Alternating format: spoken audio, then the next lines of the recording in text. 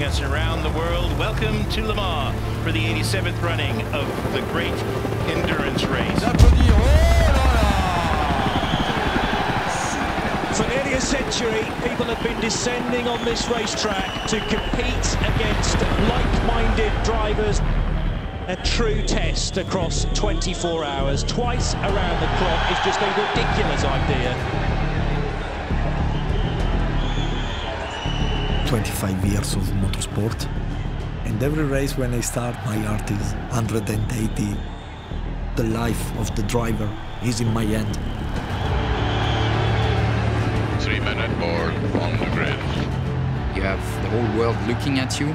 The biggest race of the year is gonna start, and the pressure is on. Please clear the grid immediately. Oh, la patrouille de France! Elle arrive! La patrouille de France! 30 seconds. Okay, fire up. Green flag. The 87th running of the world's greatest race, the 24 Hours of Le Mans. Pensive down in the garages as the various teams watch their cars. Princess Charlene of Monaco will wave the French tricolor. The 24 Hours of Le Mans is underway.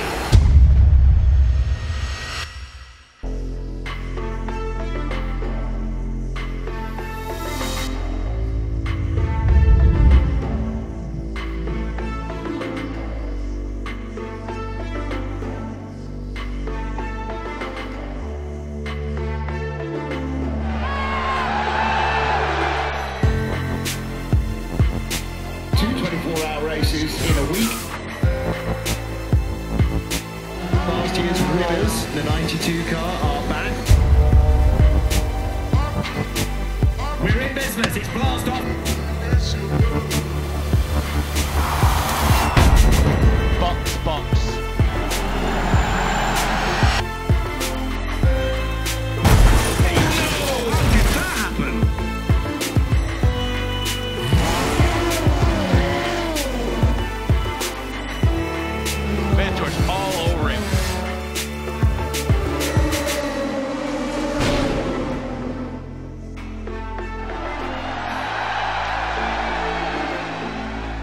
We have to box.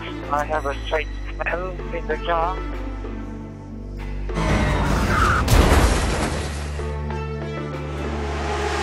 It's going to get the lead! Fantastic!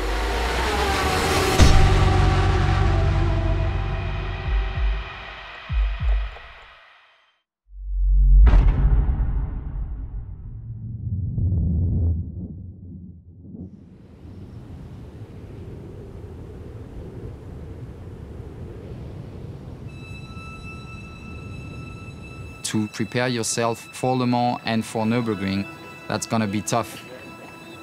Nürburgring is tough enough on its own, you know, you don't need Le Mans 1 week before. I'm Kevin Estre, Porsche factory driver, driving the car number 92 in Le Mans and the 911 for Nürburgring. Endurance racing for a driver, I think mentally and physically it's really hard for them.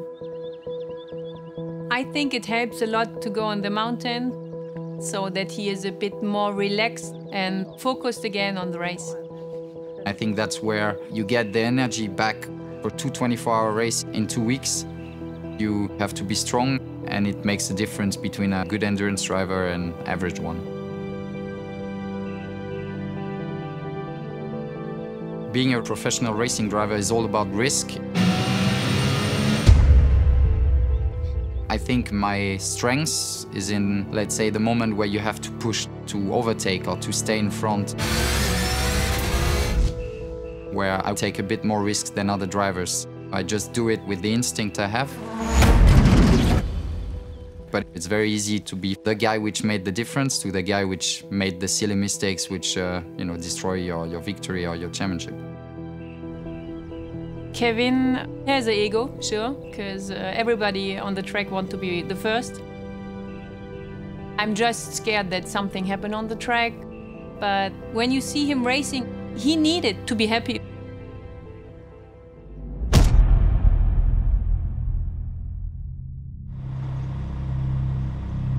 going to do 10 laps straight out the box. Kevin drives the bulk of the morning. Lunch break is an hour and a half, with no planned big changes. Oh, come on. Well, not you. No, well, you like Monza was the first time we were in a testing situation with the engineer, data engineer, and the 3 drivers and our mechanics as well. Same 2018 winning crew. So it was great to be there because we had good memories from last year. It's very hard to replicate Le Mans on any other track because it's so unique. So we try to go to the one which suits the most, and it's Monza. Go for 8 laps, 6 times. We wanted to gather a lot of data and see the effect of the setup on the car. Just fucking boot here. Radio check.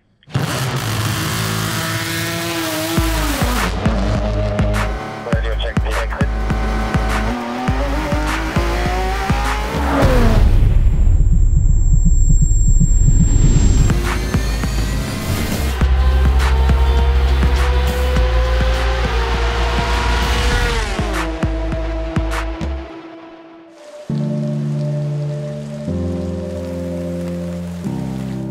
To be successful in endurance, you need to work well with the team.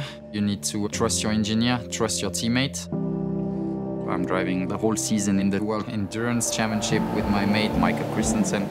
It's very good to have a friend as a teammate because you need a lot of respect, a lot of trust. We are different character, but very complementary.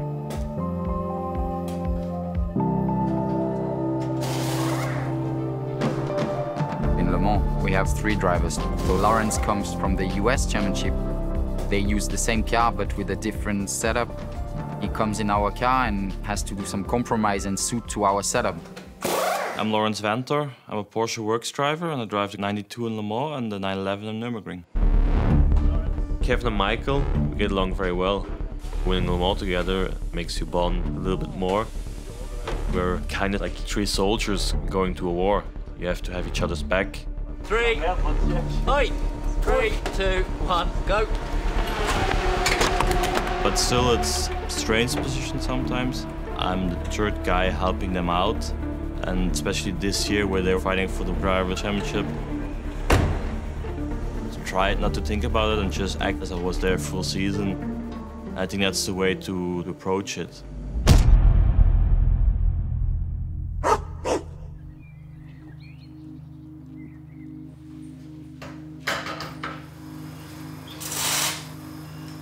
I spent 5 years at Audi without wanting to be arrogant. I think we won pretty much everything which we started in.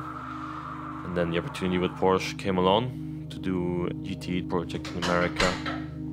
Which race car driver doesn't want to be a Porsche driver? Dat is karotten naar de nase. Lekker. Yeah. May look from the outside as race driver with this jet set life, but I've always been very happy to be home with my wife, with the baby. They always say when you get a kid you lose some tense, but I don't think it's true.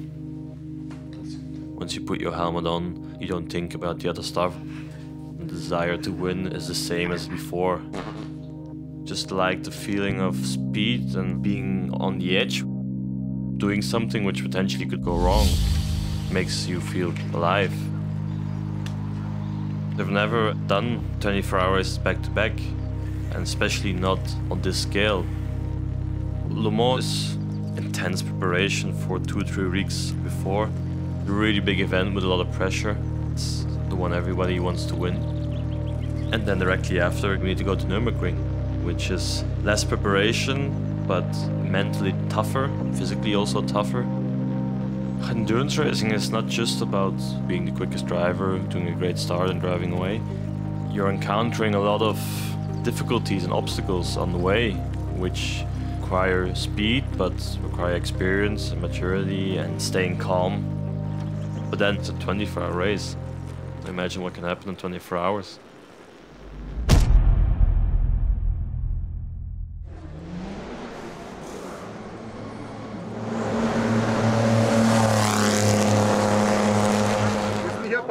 But I need the small one, the short one. Everyone is just seeing Le Mans as one race, one Saturday, Sunday. But 2 weeks before the race, you have the official test. is the first time you will have all the drivers, all teams, all crews, all the competitors on track. I'm Pascal Zollenden, I'm Director of Factory Motorsport at Porsche Motorsport. I lead projects from a white piece of paper until being on the podium at the race weekend. Going into Le Mans, we had two cars fighting for the Drivers' Championship, 91 and 92. Definitely 92 was the favorite. For 91, they have to win to still keep this chance of championship if 92 gets into troubles. So the pressure was more on 91 than 92.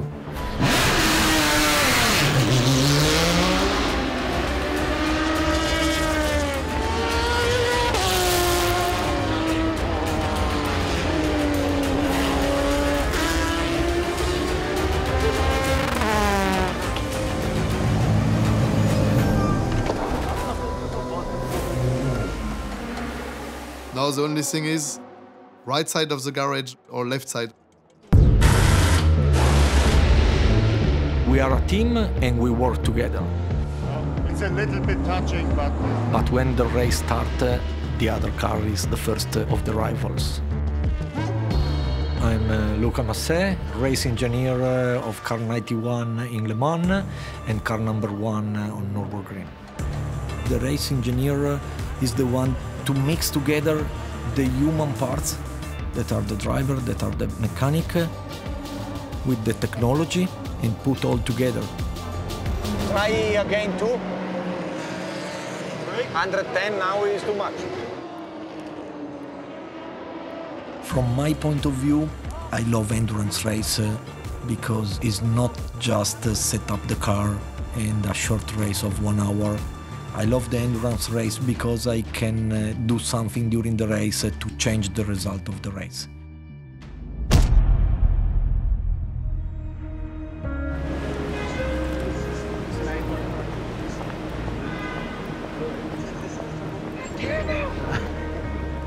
I'm Matt Campbell, Porsche young professional driver, driving for Dempsey Proton Racing in the 24-hour Le Mans and Frikadelli Racing in the 24-hour Nürburgring. As a young professional driver, you're sent to a lot of customer teams of Porsche. Maybe it's perceived as amateur racing, but it's extremely professional, and certainly the level of the teams is very, very high and just as good as some of the factory teams. I had quite an unconventional way through motorsport. I always wanted to race cars, but never thought it would ever go this far. When I was 14, I got a little Datsun 1200 coupe. My grandfather and auntie both raced similar cars. My mum really risked a lot to be able to give me an opportunity when I was young, and it was quite tough at home for a couple of years. But I got some driver coaching, stepped into Formula Ford. After that, Porsche GT Cup Challenge in Australia. That was the logical next step. By trade, I'm a builder, but I wanted to try and come to Europe and do something different. I was successful in the Porsche Junior shootout, becoming a Porsche Junior in 2017, getting some good results along the way. And this put me in good step for 2018, where I was able to move up to a Porsche young professional driver. The Dempsey Proton number 77, Matt Campbell, Christian Reed and Julian Andlar wins it. Winning the Le Mans debut in the GT AM class, this was the most important stage of my career so far. Even though I've had some fantastic results this year, I don't have a contract for next year. This weighs on my shoulders, but I can only do the job I can do in the car. You know, obviously I've got to do a good job at Le Mans and Nürburgring, but certainly nothing's safe. Who knows what's ahead of me?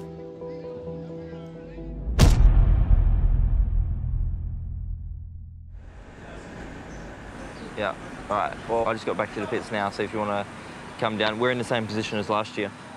All right, see ya. Bye. So far every year I've been in Europe, my mum and my auntie have come at least once and seen me because I don't get a chance to really go back to Australia during the middle of the year. They were also there last year for my victory, and you know, this was a huge moment with me in my career. So hopefully we do the same again this year. Last meeting before the race, just to refresh our internal standards. Don't drive unnecessarily close to each other, but we drive flat out for sure, because we want to win and do the best result. To be honest, we had not a great qualifying. We were starting P7. It was not really where we wanted to start. There was a lot of joke in the pre-race meeting saying, oh, but whatever, We don't expect you to come worse than P3 or P2 after the first stint. And I'm like, okay, you guys have a lot of confidence. We've got 61 drivers and teams that are willing to take part in this year's 24 Hours of Le Mans. It's the 87th edition of this fabulous event. An epic year in GT Pro, where we've got 6 manufacturers.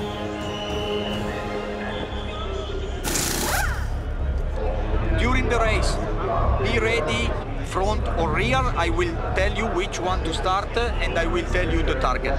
Okay, that's it. It's just a 24 hour.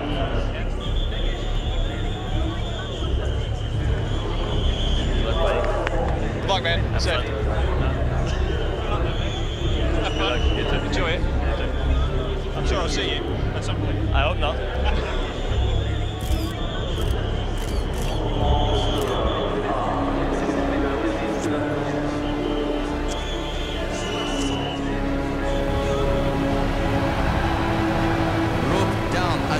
From the helicopter with the official starting flag.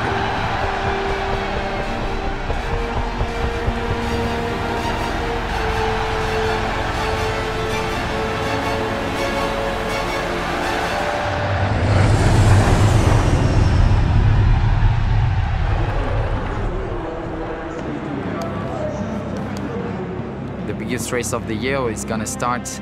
It's a mix of a lot of different feelings. You feel the pressure is on you, but also you feel a lot of joy because you are part of this with Porsche, with the factory team fighting for the victory, fighting for championship.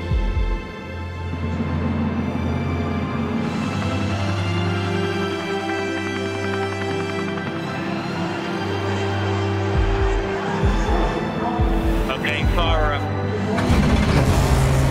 green flag. The formation lap.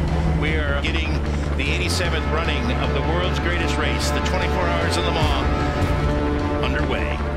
But you can see the tension rising now in the garages. AC position is good. As much temp in the tyres as you can get, Ollie. I know you're working them, and any more you can get in there, please. Magical moments. This is it. Let's go racing. Okay, gentlemen, let's start closing the gaps. Exiting Porsches. I want to see 2 lines of cars, please, side by side. Let's keep this straight. Remember, you have to keep it steady until you cross the start line.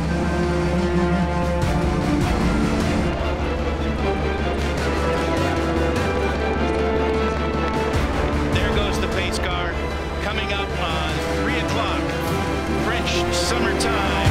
Princess Charlene of Monaco will wave the French tricolor. The 24 Hours of Le Mans is underway. The race has started. It's a spectacle not to be missed.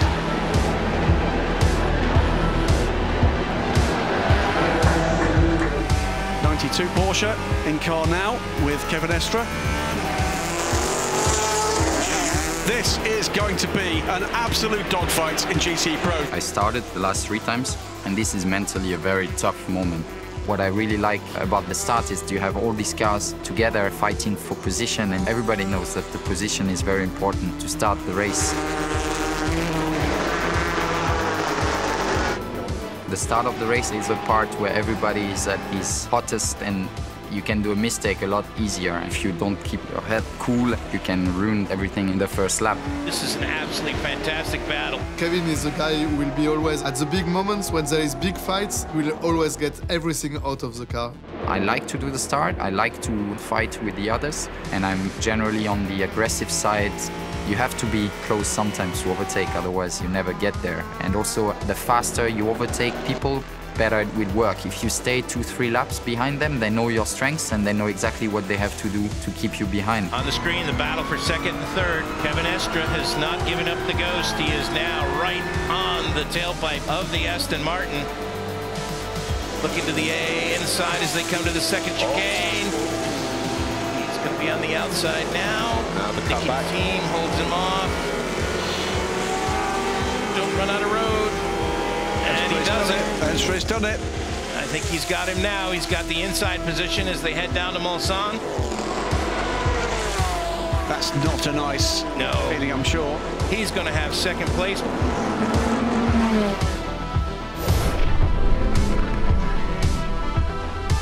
Well, it's been a fantastic first 60 minutes of the 87th running of the great race, the Le Mans 24 Hours 2019.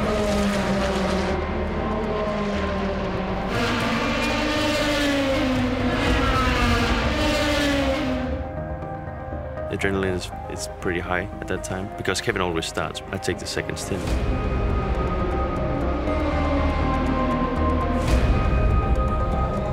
I love it. I really like because you don't know where you get out in the race. You don't know what kind of traffic you get into.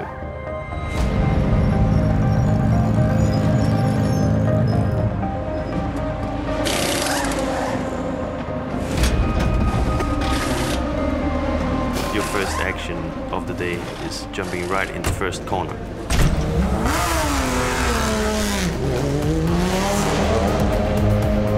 I like that. It's a lot about instincts, that first 2 laps. I got to feel it yourself, the grip level, just the feeling. How does the car fit the brake? Already 1 or 2 hours old, how do they feel? So it's a lot about instincts and about being open-minded quickly to get yourself in a comfortable situation. Antonio Garcia, Michael Christensen, and Nick Tandy, the top 3 as they head down through the Tête Rouge S's.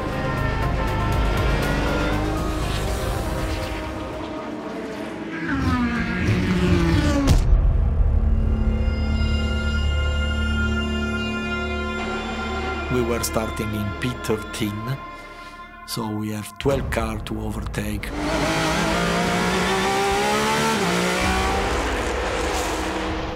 During the race, every hour we spend on the back, it can be an unlucky situation.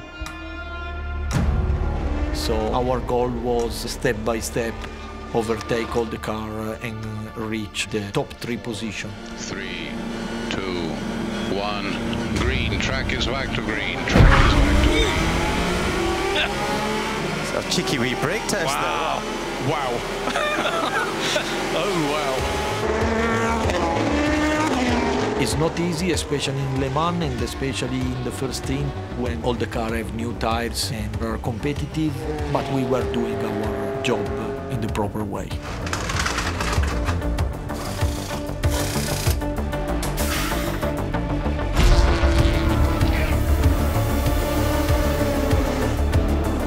This is 7th, 8th, and 9th.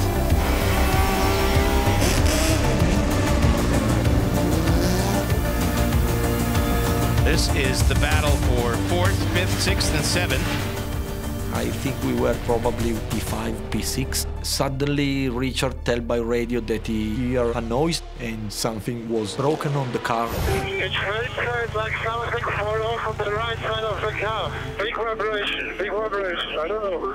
Like we lost something when something overtook me on the street. Big vibration right-hand side of the car, yeah, I think that's Richard Leitz in the number 91 car, who's now dropped down to 9th.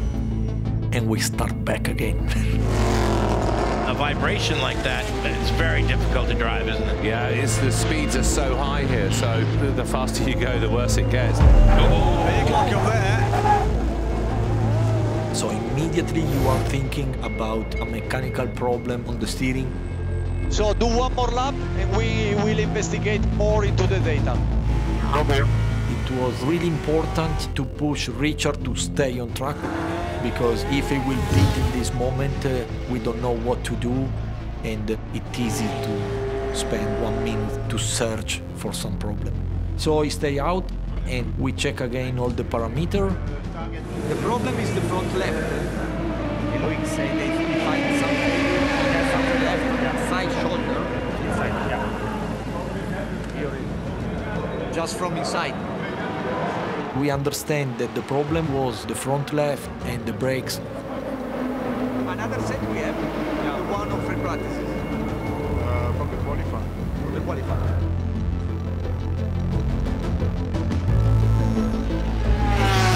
We beat this lap and then we do driver change and we change also the front brakes. We call him into the pit and we change the system without losing time during the pit stop. This, I think, is the key point of the race of this year.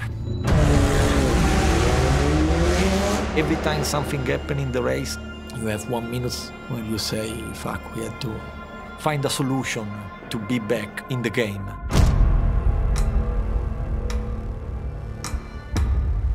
In endurance races like Le Mans, there's no rule on when are you doing more of a sprint race or more taking it easy and take care of the material and strategy. You have to be patient and know when you can be aggressive and when you just have to hold back.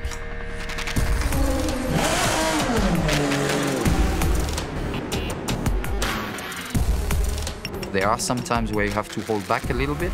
Communication with your engineer is very important because they can tell you, okay, this stint, you have to push the car until lap 10. So until lap 10 you can push, then you have to take care. And that's where also the team spirit is very important to have a good result. Okay, so the Ford is on old tyres and the Ferrari is on new. Copy.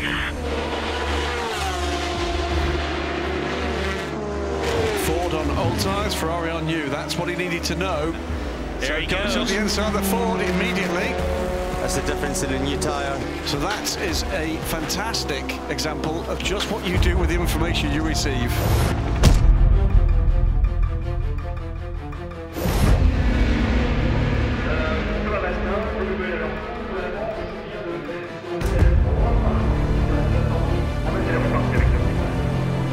Patrick Dempsey has always a priority is to develop young guns.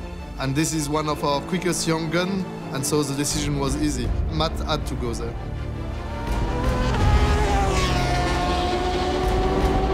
The 77 Dempsey Proton car leads that field. My goal when I started this journey was to be able to get to a factory driver level. At the moment I'm on that path and I'm very close to this level, whether that be on speed or competence out of the car or any of these top areas. Porsche are trying to groom you into this role as a Porsche works driver because these are the best GT drivers in the world and they excel in all areas, but nothing's set in stone.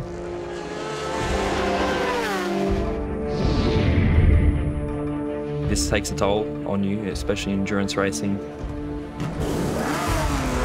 Doing multiple stints in a race and the focus has to be extremely high because if you make one mistake, it could be all for nothing, and certainly with time, money and investment into this and being so much focused on Le Mans, if you're the driver who makes a mistake, you're going to feel a lot of pressure for sure. Our strategy was consistently changing with our driver lineups and what we were trying to do to try and minimise lost time. So maybe at one stage you're going to have 4 hours rest, and in the end maybe you're only having a 1 stint break. But this is part of it, and it's the same for everyone really. This is endurance racing, so sometimes you just sleep wherever you can, whether that be under a desk or at the engineer's desk or just out the back somewhere, just to try and get as much sleep as possible. It's an epic traffic jam. If the traffic jam was like this on the way to work in the morning, you wouldn't complain much, would you?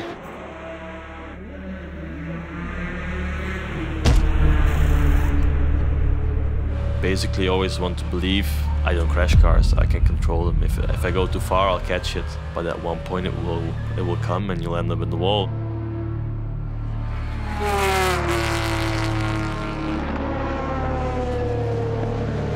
You'll see him get squeezed there by the 88.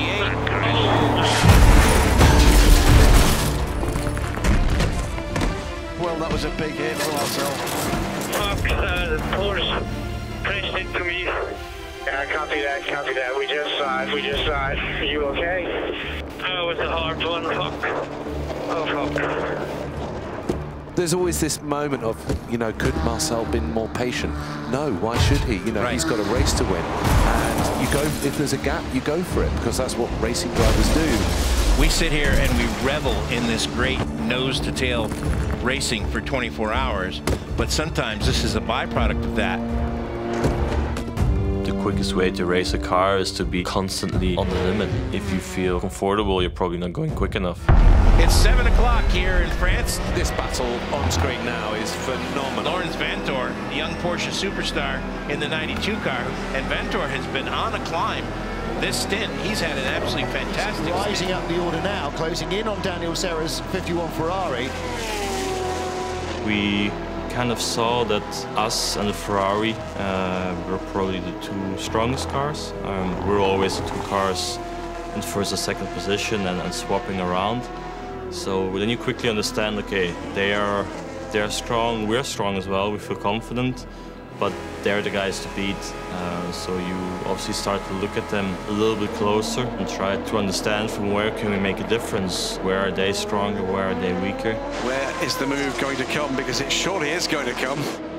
You need to be smart. It's like boxing. You need to look at your opponent and see what's the weakest link. How can I use that to make a difference? Okay, Lawrence, now we should just fuel save. We've got the leader inside. Earl is doing some fuel saving. All of us are likely to do a double now, so just go with this pace, relax, and just follow this rain for a bit. Let's just build a bit of margin for our fuel. You have two options. When you're behind somebody, you can go full risk for 10 laps, trying to overtake, destroy your tires. Box, fuel only. Or you can save fuel and preserve your tires and wait for the pit stop. 35 seconds of fuel, code green, code green. 20 seconds. 10 seconds. Fast lane clear, fast lane clear. Okay, the Ferrari the same as us. Yes! Good job. There'll be some fist pumping there at the Porsche GT team.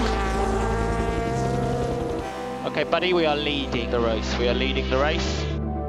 You try to find the smartest way to go ahead, and yeah, that's all part of endurance racing. Yeah. 10 p.m. local time, 7 hours.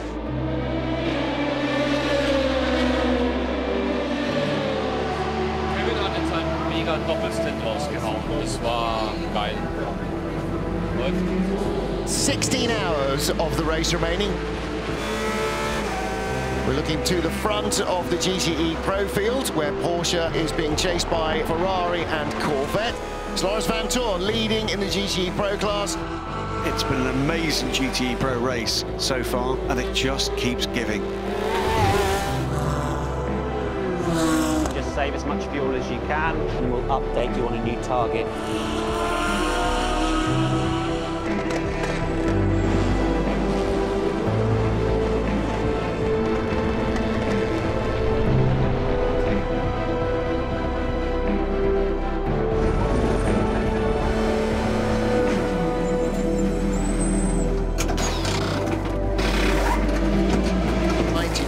Driver change.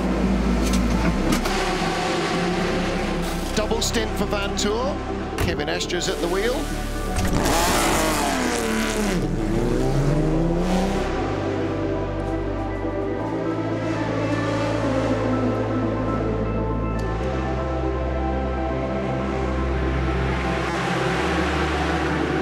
Ferrari tut sich schwer. Ja, komischerweise jetzt die letzten 2 Stunden. Also ich finde, meine Meinung ist jetzt im Moment einen Unterschied zu machen, weil es ist echt easy. Ja, ja. Selbst im ersten Ja, aber Stint, du warst der Einzige. Ja, aber ich bin echt sauber gefahren. Mega Trump, ja. I honestly, I don't know what you think. I think if we want to make a gap, it's now. It's really easy. I know you were worried for me with tires, but I wasn't even sliding. I was driving to grab my head without pushing at all. I think if Ferrari is struggling in the night, and you want to make a gap with him, it's now. We had a good plan together, which worked out quite smart and quite good without taking any risks in the beginning of the race. We basically pretty quickly came to the top, fighting for the first, second place, and we quickly understood that we had a good car. Up to there, everything was running really smooth. Car was perfect, so it was fun.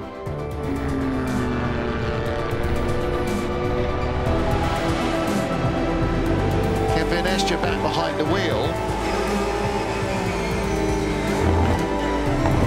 There is an awfully long way to the end of this race, and all sorts of things could happen.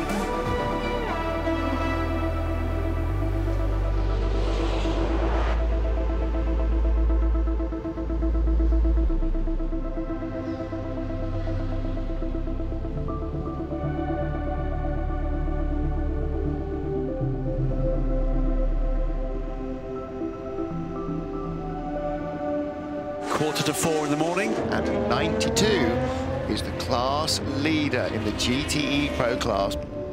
Okay, Kevin, pace is really good. Pace is very fast. Still got to try to look after the tyres for the double, and we still think the front axle will be the limit. I just passed the front straight and I heard that the engine was doing a bit of a weird noise, different than normal. And I just pushed my head against the headrest to make sure that my earplug were in place because it's so loud, the car. And then it was getting worse and worse. So I said on the radio, I said, I have a strange noise from the exhaust or from the engine. 1, 2, 3, I think you're next door. Radio bad.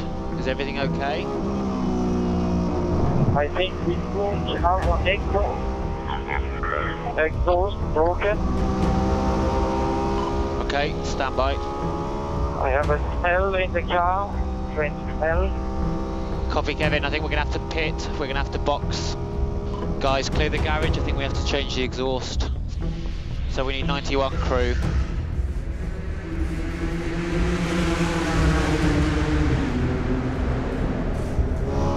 It's a very tough moment because you're still racing. You have to do your best to keep the car on track, but you have a lot of stuff going through your mind, thinking of, oh, is the engine, braking? Is the gearbox braking? You don't know what's going on, but you still have 10 kilometers to go back to the pit lane.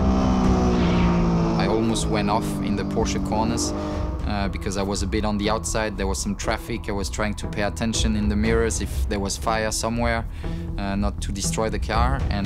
But yeah. Luckily, I made it to the pit. Porsche on pit lane, and that is the lead car, the 92 car. Kevin Estre brings the car down pit lane.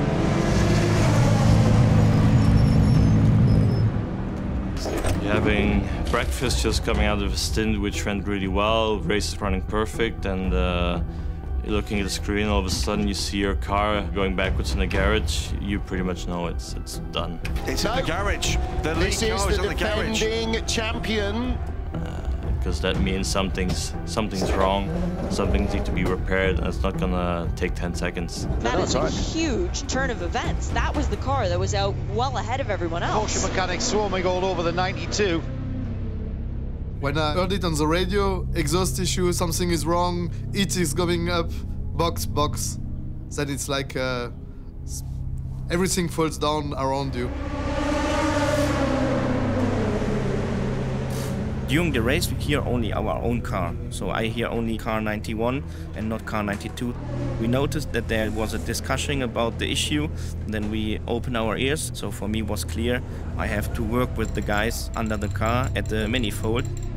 All the mechanics from 91, 92 formed one group and were making everything to make sure that the car gets out as quickly as possible.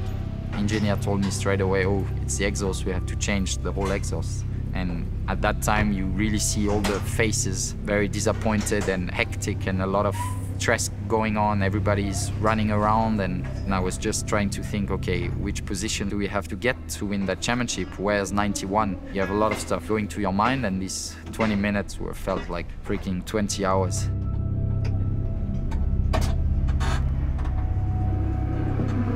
So the answer on the World Championship is that 8th or better will do in any circumstances. For the 92 car.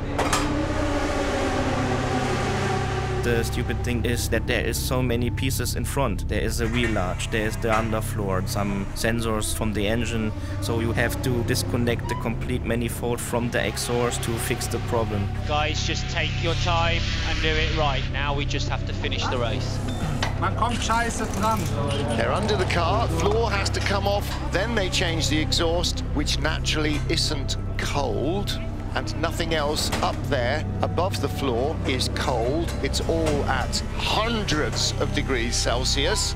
The engine is hot, the gearbox is hot, the exhaust is cooling down very fast, but the engine stays hot for 1 hour. It hurts many times, but you don't care. You have to fight for the win, you have to fight for the team, and you don't care about a little bit pain.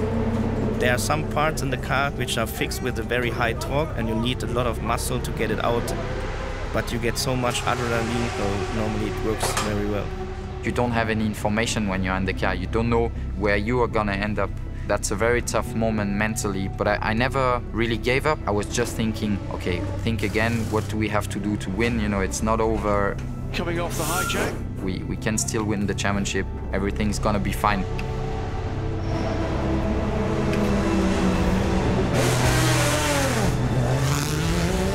Sounds as good as ever. Kevin Estre, keep focused, Kevin. Well done, boys. Brilliant, well done. Go to your Porsche dealer and say, oh yeah, 911 exhaust change, 20 minutes at labour, and they'll laugh at you in the face. I cannot describe it how I feel. It's more than happy. You feel very great that you help your sister team and that the car goes back on track as fast as possible to fight for the championship.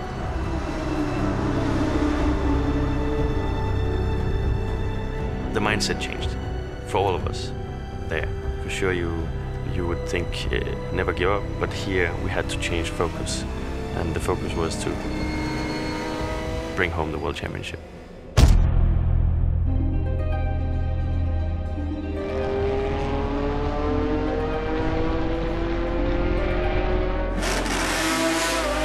When we reached P2, just behind 51, 51 at the Pontour had some problem with the tires, and so we were in P1. 51 had already do the pit stop and was really close to us, so it was not a real P1. But starting from P13, having the problem with the brake, it was good. These moments are the ones that give you the energy.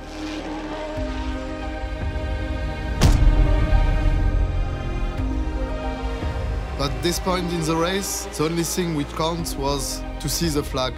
Car number 92, they need to finish the race. At the end, any mistake, anything which breaks, and the race is done, and the World Championship is gone.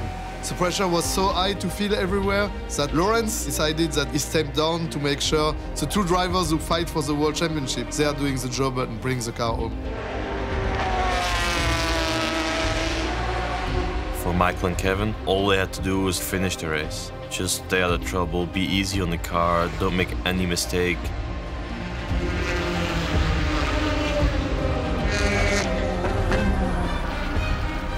For sure it was probably harder for Lawrence than for us, because we have that goal in mind. Lawrence couldn't win anything. The only thing I could do at that moment was screw it for them. If I would have made one mistake, I would never forgive myself in the next coming 10 years that I've ruined their World Championship. And that kind of freaked me out, that thought, which in hindsight, maybe I should have been mentally stronger.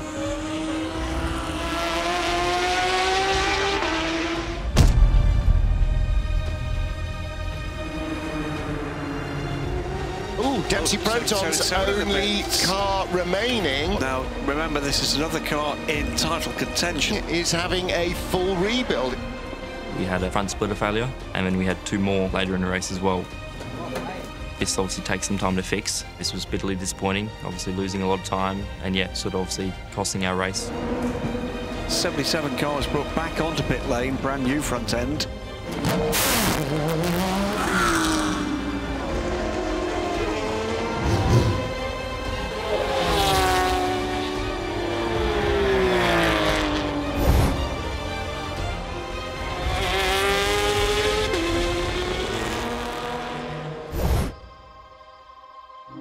After the exhaust disaster, it was hard to just keep yourself alert.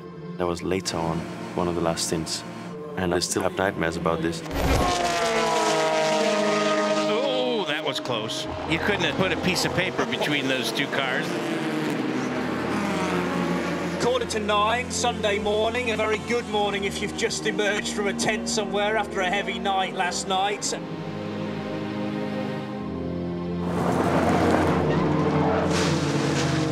Remember, Porsche, the 92 team, led the race earlier on. I was just thinking, okay, think again, you know, it's not over, we can still win the championship. Everything's gonna be fine, trying to convince myself, but there's definitely a lot of moments where you think that you work so hard and then you're gonna lose it on an exhaust, which never break, basically. But it happened to break, you know, in that race on your car. So a lot of stuff going to your mind.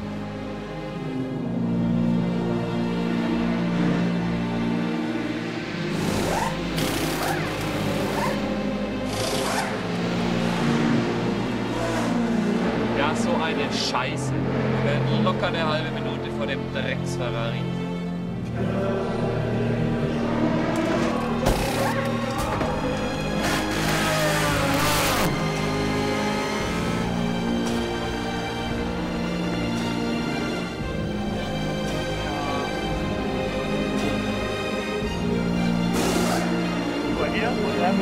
I was just in this lounge above and I saw Kevin coming in, then putting on the checks. When you called me, I was like, normally it's not so good when someone calls you in the middle of the night.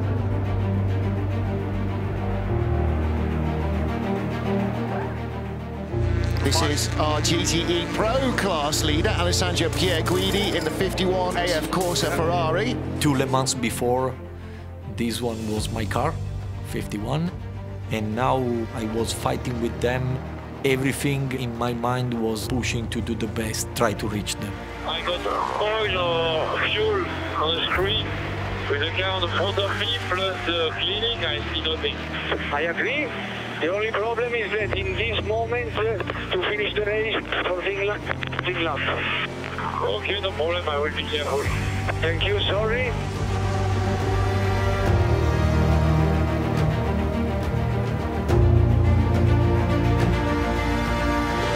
There's the 91 car, second place. Fred Macko chasing down a podium finish.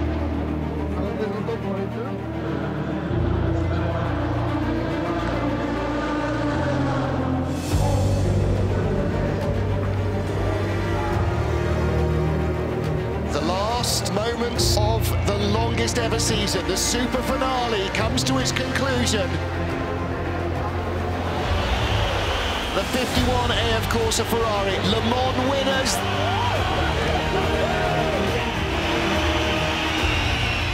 If we are thinking about everything was going on from the start of the race, the problem of the caliper, I think we did a great race. Congratulations to the drivers' champions, Kevin Escher, Michael Christensen. I was pretty proud to finish that race, win the World Championship with Michael and the whole 92 crew, which has done a great season. But also frustrated because we knew we had the car to possibly win the race again. But that's motorsport. Wasn't a result where we wanted, but in the end we got to the end of the race and we finished without a scratch on the car. So I think that's an achievement in itself in a 24-hour race.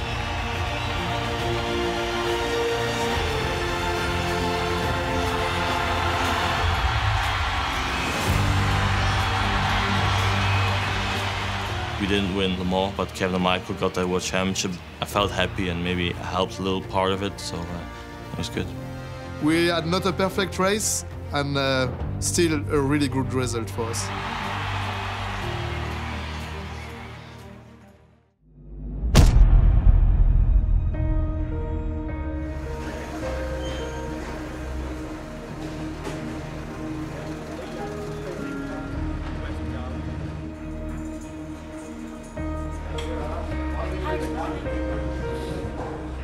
I was tired.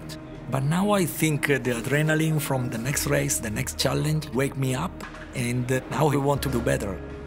Have a safe trip. And you, mate. Good luck. Good job. And you.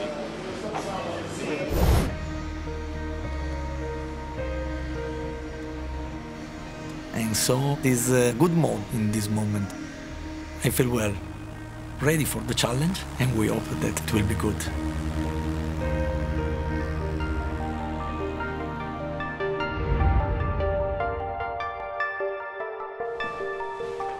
Le Mans was frustrating. We didn't have any damage or contacts or anything like that, so us as drivers were able to get the job done, but there was just some things out of our control that sort of set us back. You know, hopefully I get another opportunity to go back to Le Mans in the future. It's going to take a bit of a toll, but you know, now going into the next 24, I really have to be on it.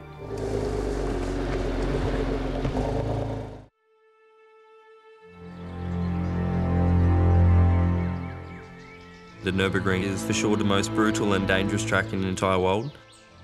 The track is so demanding, mentally and physically. You're in the middle of the forest, you're going around 200 kilometers an hour, and you go into a blind corner and instinct takes over. You know, it's on edge. The walls are extremely close, there's no margin for error.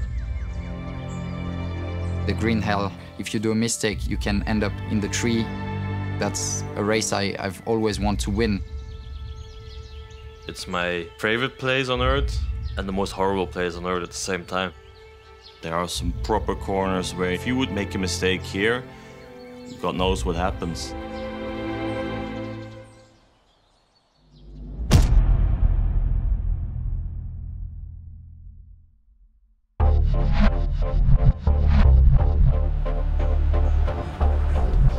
Le Mans GT and Nürburgring GT3 is completely two different types of racing.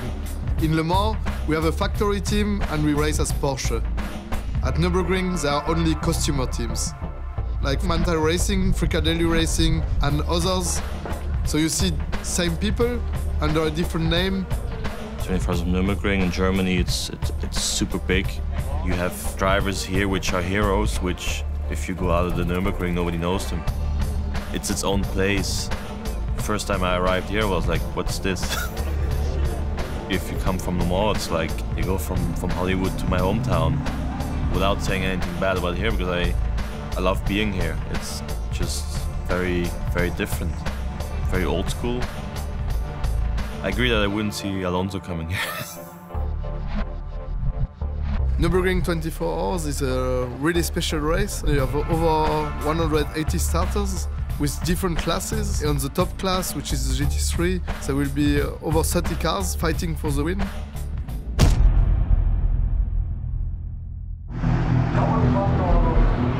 If the Le Mans drivers are working really fine, you want to keep these guys together.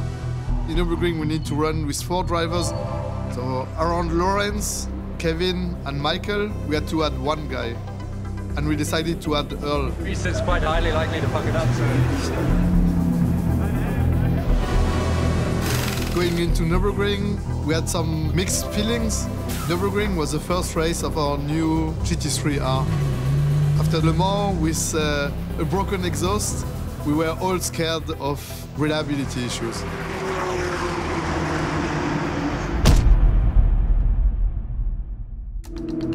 This year we have car number 1 because this car won the previous year the 24 Hours of Nürburgring. It's difficult that one car can win 2 years in a row. Everybody's watching at you. This car was bouncing and struggled with aero vibration all the weekend. There is still this vibration, but I don't know anymore what to change. It is a vibration, yeah? Yeah. What do you do in the second sector?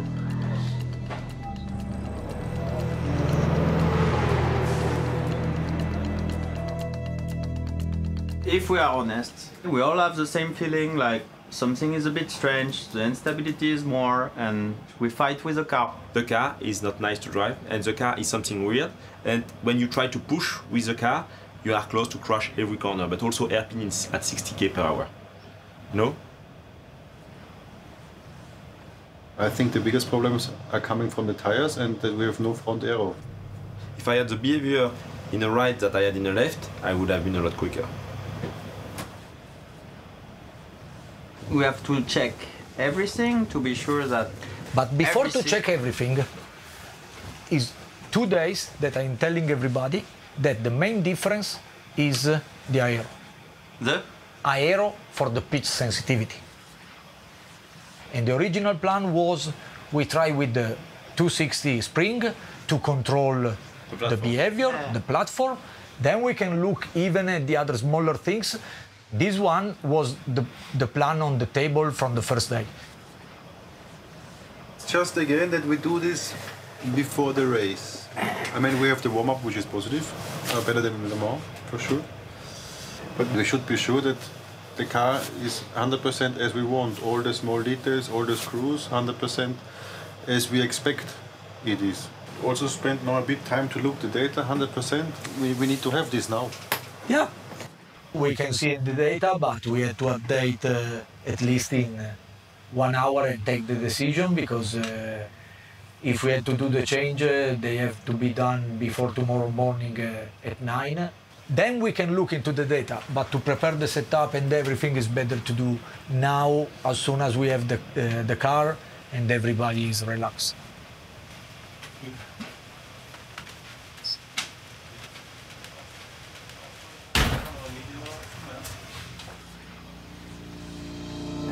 It's important in a meeting like this that Fred show that he's not happy about the car.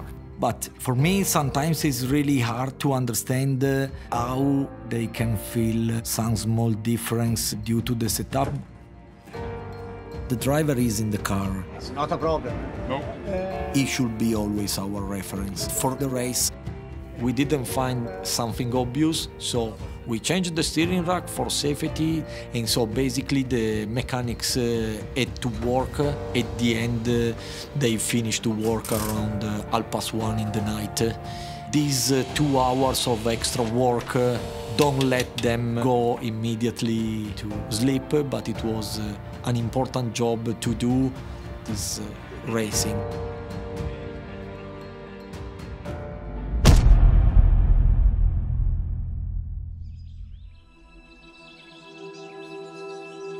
Buongiorno amore, oggi giorno gara. Quando ti svegli chiamami. Buon risveglio, ciao.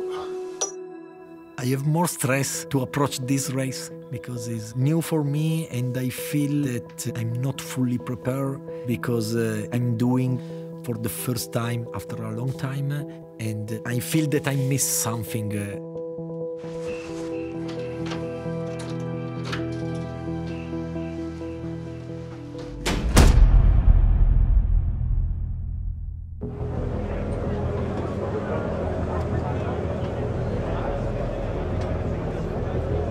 Frikadelli is at the Nürburgring since years. They are all like a big family, and they always want to have a pro car. And they invested a lot of money, a lot of effort in this pro car, and we decided to give them a group of drivers we were convinced they can go for the win, and that's where we put Matt in. It's my second year with Frikadelli. Last year was my first attempt on the 24. We recommend you to go lower with the new tires. I don't know if you choose already what you want, which tires? Hard. You start with the hard. Manthey also starts hard. I think it's a good choice. Only want to swear you in, we call it in German. Car number 31, Matt starting, okay? The main thing is don't make any mistake. If we want to win this race, try to find the luck we need, okay? Change the brake, bleed the steering, one all around. Yeah, and then it's fine. Thank you. So, all of us agree that we had to be on rear wing 3. If you attack too much the braking, the rear stability is still there. After a Wolf corner in Metzgerfeld, when I enter the left, it's like, wow, massive slide. So overall was positive because it was easier to drive, but we still, for me, we're still missing something. Now is no more moment to do big change, I think. Friday. Maybe we should just keep the car and start the race. This is a crowd like no other. I mean, you think you're in a big event when you're at Le Mans, but something about this, with 158 cars lined up on the grid in 3 separate groups, it's an absolutely phenomenal atmosphere down here, purely because of the scale of the thing. It was crazy, you know. There's so many fans on the grid. It's really hard to make it to your car. Probably takes 10 minutes to get from your box to the car on the grid. See how these cars are all like formed up like a normal grid? Yes. Ours are all on like the 45, like the quali race. It's only for the top 30, though. I was lucky enough to be starting the race, so that's incredibly, you know, special in itself.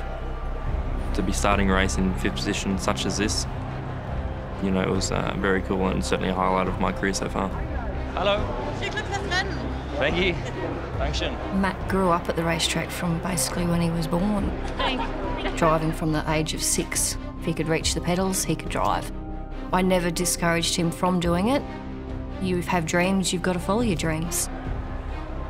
In his earlier days, he had so much pressure on himself to do well because he knew he had to do well to move on. We didn't have the budget to go any further. The home loan got added onto quite a few times. Without the good old bank, it doesn't go too far. The race is going to be a 3:30 start local time. It's just gone 5 past here at the Nürburgring. It's time for drivers to get on board. Ready? See you later. Enjoy. Kevin never won there, so I know that he will attack on this track. I'm really scared there. It's the moment where I don't want to leave him alone.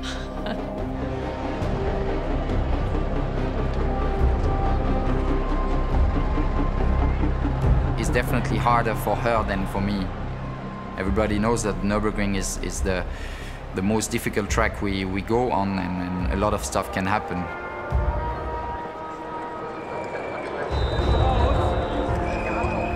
We get set for the start of what promises to be an enthralling 24 hours. Den Rest müssen die jetzt machen. Ja, jetzt sind wir Rennfahrer dran. Genau, jetzt. Den Rest müssen die machen. It's quite a lot of emotions. We know we are able to win, but we also know we are not starting from the front, which means we'll have to go full attack from the start. The teams look on, ready for action. Something like 600 drivers, that's over 150 cars. There has to be a huge amount of understanding and cooperation between the faster drivers and the guys that are being lapped, because obviously the tradition is to stay on line, isn't it, if you're the slower car, and let the faster car do the hard work. But even in practice yesterday, we saw some very near misses, didn't we? Maro Engel, Lance David Arnold, Kevin Estre and Pierre Caffer as the 4 drivers at the sharp end, still working hard to retain temperature in their Michelin tyres.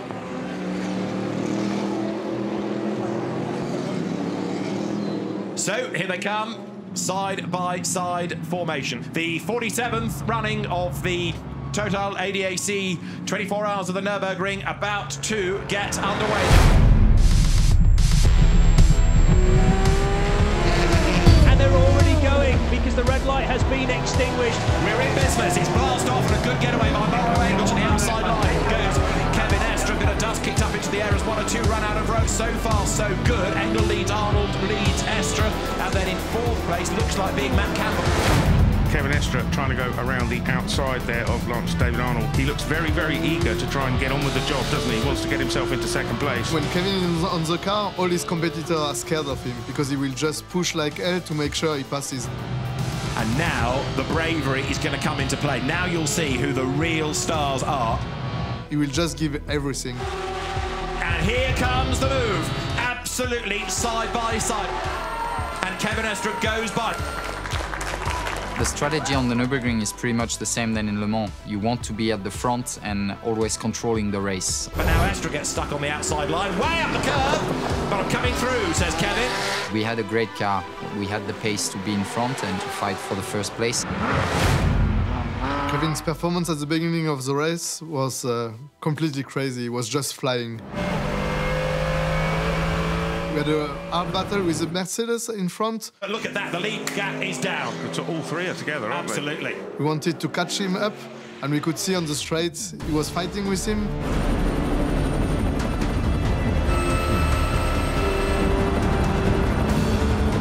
On track, nothing counts. He just wants to be first. As the race leader is under real attack, and here comes Revin Kevin up alongside. Kevin S makes the move. Toe-to-toe, the Porsche will go through. No, it won't, because Maro Engel stands his ground on the inside line, gets the place back. Here you have got everything that's good about GT racing.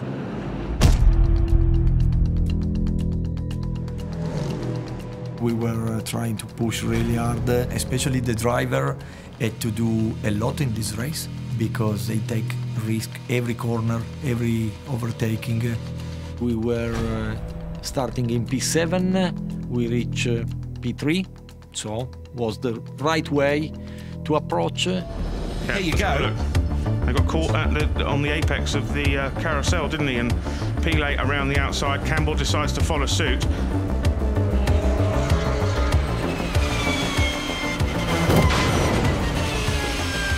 have a puncture. Number one has an issue. Number one has an issue. Okay. Try to do your best. We are here ready. Copy, copy. Looks like a puncture. Looks like a puncture. The problem is that we have this puncture probably at the start of the Nordschleife, so it means that we had to drive the car for 20 kilometers. You will change it now, both sides? For the moment, just the rear right. And then we decide. How much less camber? Half, 0.4, 0.5. Camber and two. Drama for number one, and Michelin has gone pop, hasn't it? So he is now dropping down the order. The time loss is so painful. There's nothing you can do about it, is there? No. But now they're checking for any damage, aren't they? And there's a wheel. There's not much tyre left. There isn't, is there? This lap with the rear left puncture, he destroyed the differential, so it was an extra problem that we try to fix and to adjust the setup in the best way for the driver to have again a drivable car for the night and for the difficult moment. It lost a huge amount of time and fell back into 35th place. How's the car? Yeah, some problem with the diff. Of course, the tire problem? We see in the next pit stop if we can fix. 2 laps. Okay. Look how close they are now. He's right on the back of him. If he can use the slipstream as well, then maybe he can overcome any advantage that Muller might have. Either you commit to it, you do it, or you don't do it. The Porsche's edging closer in the aero wash of the Mercedes AMG. It's getting closer. They're coming towards the Bilstein Bridge now, and all of a sudden the gap starts to come down much quicker as he gets into the hole in the air made by the Mercedes. Drifts over, 2 wheels on the grass, the pass on the grass for the lead. 3 wide under the Bilstein Bridge. That is extraordinary. Absolutely incredible. Audacious. I can't think of anything else to say to that other than wow. And even from the Mercedes arena, there's applause for that. And boy, did he deserve that. Is that the move of the race? That was one of the scared moments in my life. To be the hero or the loser, there was just like this. 2 feelings inside myself.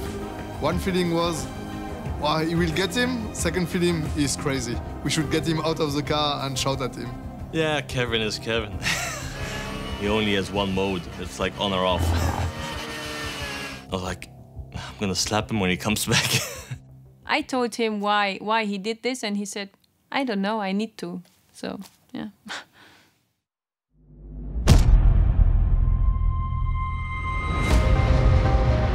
I have no idea where this race is going next. Amazing motorsport, and we still have 20 hours and 48 minutes of this race to enjoy.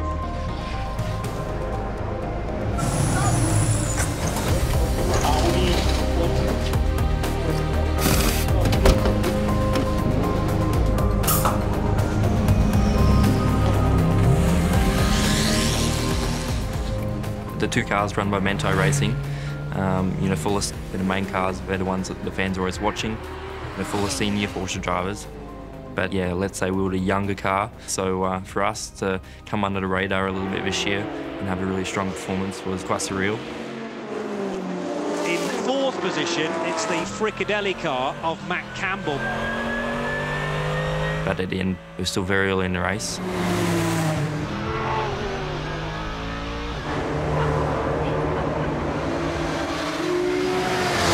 Sometimes it can be out of your control. 31 Porsche, Matt Campbell. Oh my word, it's the Porsche actually, despite pinballing off the guardrail. That is the get out of jail free card to end all get out of jail free card. And that is the save of the weekend.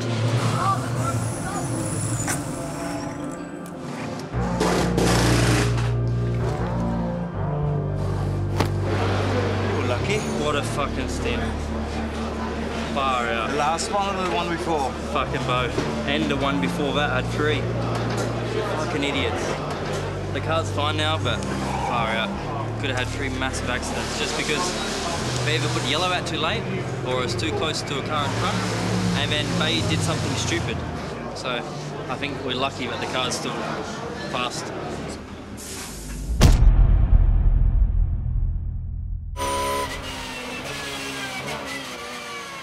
The biggest problem was for the driver. When they go on throttle, they have huge wheel spin. During every stint, they learn how to manage this. And we've got the number 1 car into the pits, David. That's 6 laps.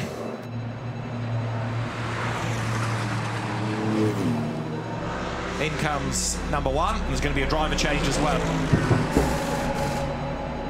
The drivers were great because during the pit stop, the driver that get off from the car learned something more about how to manage this problem with the differential, and so I give the tips to the other driver that going into the car, and it was cool because it was a team job.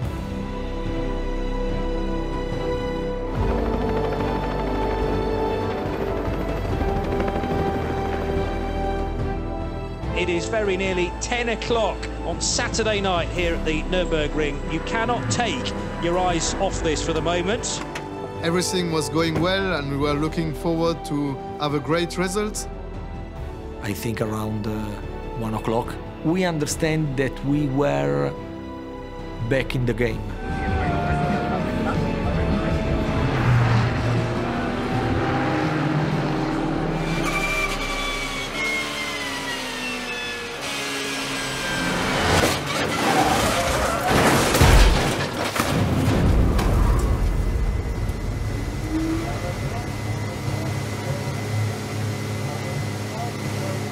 I had a crash, came and hit me.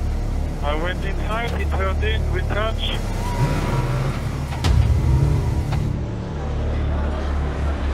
Siehst du nichts? Sieht aus, als ob er ganz normal steht, ne? A communication by radio from Richard, I crash. Not sure that I understand really well what he say because Richard never crash. If the car is fine in front, we refill, and then we go inside and try to fix. Can you come back to the box? We will fix the car. So immediately we want to be again in the game and we want to finish the race. His answer was clear. Oh, car is fucked, you can forget. Car is fucked like what? I was talking, I didn't hear. Car is fucked. He said his car is fucked, he cannot continue. Sorry guys, car is stopped. Oh, in 1 minute, in less than 1 minute, you realize that you were thinking to do a good race and this finish, and it's like a cold shower. For sure, everybody in this race have done a great job, and we are sorry to don't win. Tough day. Yeah. No, then Richie was so sorry, but he said car was good. He was pushing because to finish 9. Or pushing nothing, and the Cayman didn't break. Yeah. Next year. Yeah.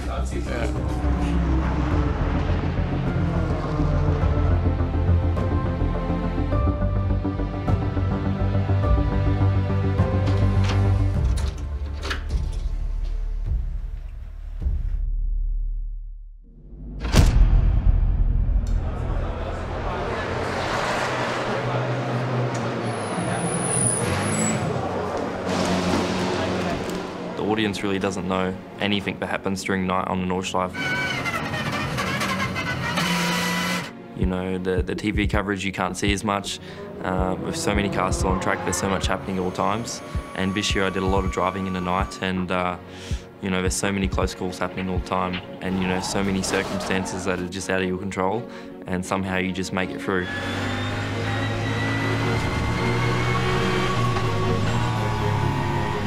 Driving in the night at Nürburgring 24, nothing else really comes close to it. It's so dark, you know, the speeds are just as high, if not faster, than during the day because of the temperatures.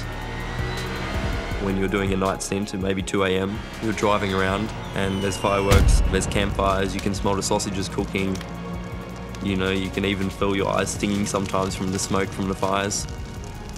A lot of people would look at this and say you'd be stupid to do something like this, but I think as a driver, if you can do well in this race and get through it, You know, that's when you really feel a big achievement.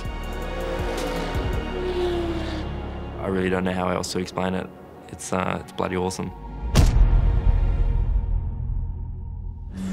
Im Moment wird die Zeit viel gemacht, weil es gibt 2 ganz lange Code 60-Zonen wegen Crash.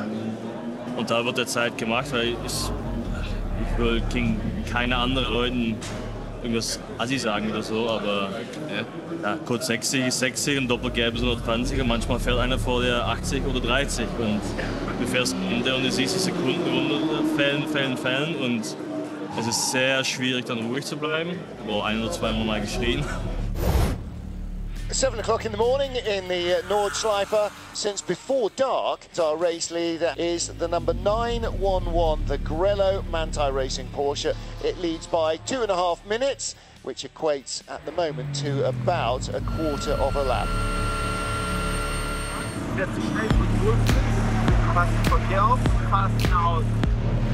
Leader is in the pits. Lawrence Vantor went to getting into the car.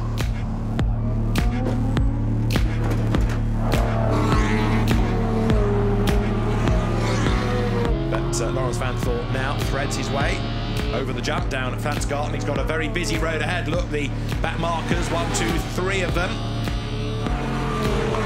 There is a man who is on the limit. There is a big crash. Please be very careful. It's code 60. It's code 60. Please check, guys, check the connector. I cannot hear him. I cannot hear him. My radio wasn't working for 2 laps, so I had no communication. And most of the time the team warned us, because it's obviously not always even easy to see. Still the stories come, don't they? Still the dramas happen. Yeah.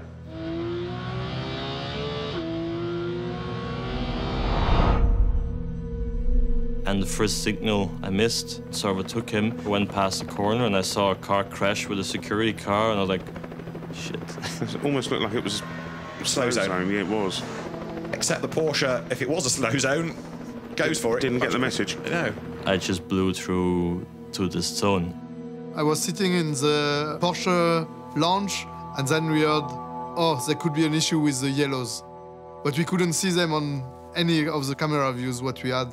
And then the paper, came from the race director with this 5 minutes and 32 penalty, which was a lot.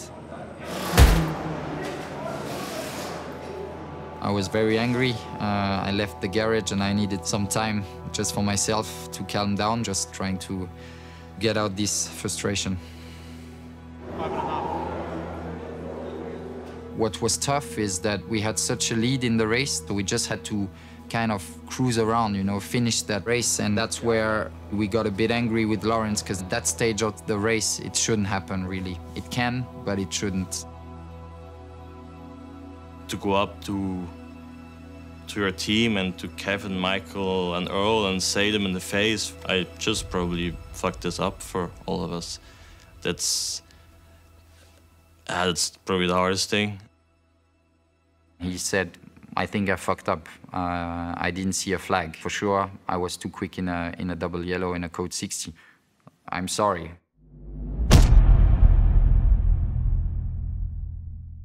Good for us, bad for them. For us, it was a great opportunity to capitalise on the penalty that the Manthey car was going to get. Game on for second place, the battle between the Frikadelli Porsche and the number 48 HTP Mercedes. We were always battling with the Mercedes, it was always very close. That's the Frikadelli Porsche going ahead of Gertz now for second place. We got into second, so really on it. This is our race. We were really competitive. It was really exciting at times, let's say.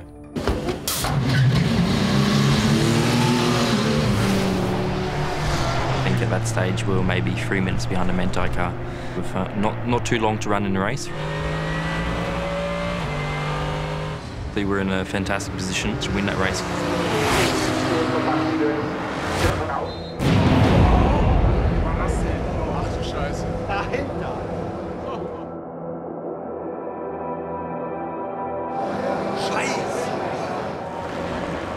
Got a puncture. The tyre went down extremely quick. And within a space of 500 meters, the tire had already come off the rim.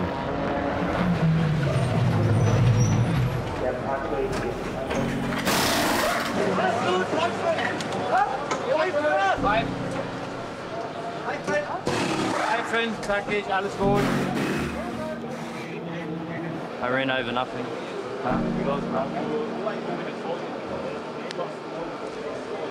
You know, 3 stints to go. It's a big shame, but yeah, still anything can happen. But yeah, that one was out of our control. Unfortunately, it was a bigger problem than we initially thought. Within 2 laps, we had to retire due to a mechanical issue from the tyre failure. The Aberlin cars, the Frikadelli cars, often very quick, but I don't know, they often just seem to suffer from bad luck as well. Next time. Yeah. We'll go good. Yeah. Car was good. There's no luck. No luck. That's it. Only no luck. The rest was okay. And it feels worse now too because everyone else is they're not finished. The Audis wanted to win. They crashed. The Mercedes crashes. So yeah, but that's life. No. Thanks. This could have been their year. They've never won a race before. With so much effort and money going into this race, they really looked to be achievable this year.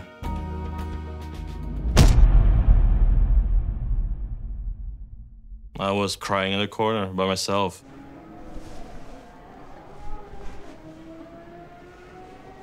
What do you do in a family? If someone did a mistake and he feels bad, you have to build him up. We had only one goal when Lawrence was back in the box. Build him up and make him a fighter again. He needs to forget this moment as quickly as possible. I wanted to get back in. It's like when you're a child, when you fall off your bike, the best thing to forget about is to get back up and start riding again. I think we can do it. The Audi just broke. Yeah, exactly. I'm just saying we need to catch 1 minute 20 to win, and I think we can do it. Not too crazy, but they'll cruise now. So we can come back a lot. I've already got a hashtag. Make Larry great again. Take a bit key off the rear tires, don't overstress them directly, but you can push. Copy. We're P2, we are P2. Phoenix Audi is P1. What's the gap? Gap is 1 minute or 1 minute 24. 1 minute 24. Come on! I was so full of emotions and so angry that for that hour I just got in the car and just completely destroyed myself by driving as quick as I can.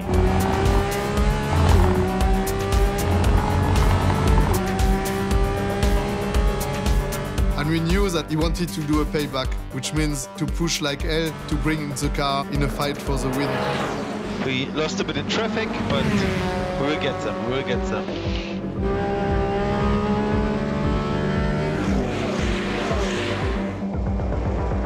Gap down for the lead, it's down to 32 seconds now.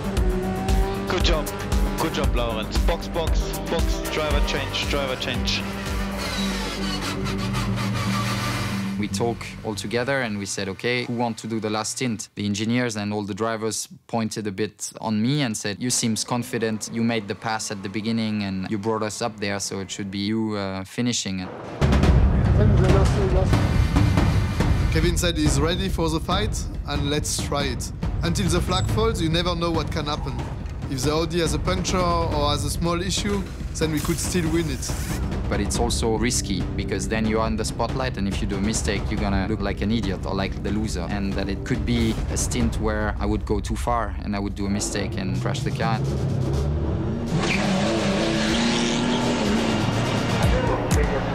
the car's away. It's all down to the driver now, isn't it? Good reception for Kevin Est. Fans at the Mercedes Arena looking forward to a fight now. That marker in the way, up the curb, pounces on him, gets through. Estra throwing everything to this. He has nothing to lose now. There's that Est in the background getting close to the wall, again on the dirt. And Kevin Est is throwing everything at this, no question. For me, this was really a bad moment. I took some medicaments to cool down because I was like this. I know that he would win or crash the car.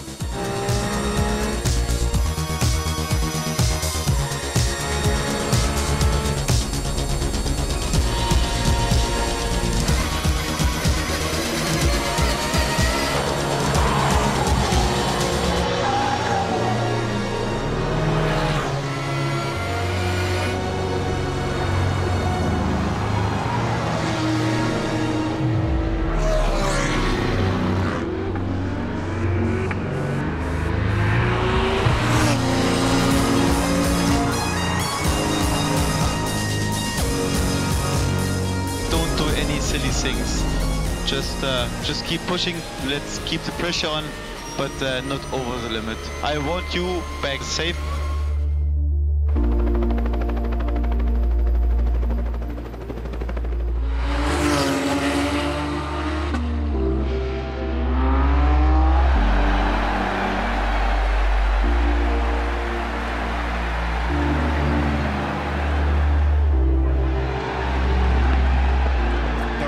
Sprinting to the line to try to gain ground, and Kevin Est flashing the lights, will come to the checkered flag now, slows right down, takes the flag, takes second place, Kevin Est. I felt personally proud of myself. I don't know, maybe the winner on the hearts of the spectators on the Nürburgring. But also frustrated and angry about how the race happened with the pace we had and the easy lead. It was a bit of a mixed feeling. We've been through so many different emotions in the last 2-3 weeks. I was the reason why we lost the race. It was me. That's the pure hard fact. That's quite a bit of a mess in your mind to get over. In endurance racing, there are two races everyone wants to win: Le Mans and Nürburgring. Last year we did a perfect job on both races. Now we are looking already forward to the next one.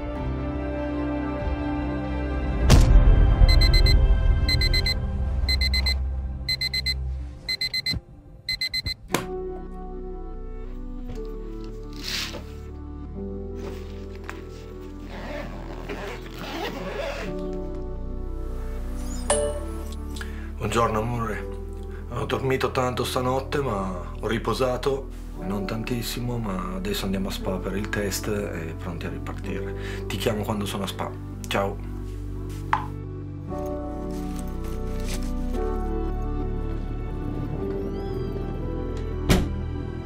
We were so close but we were so far. It was a tough one to take. You know, I want to come back and try and do it again, that's for sure.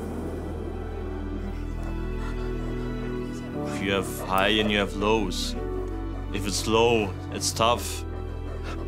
But you have to move on and be ready 100% for the next chapter. That's a really important part of endurance.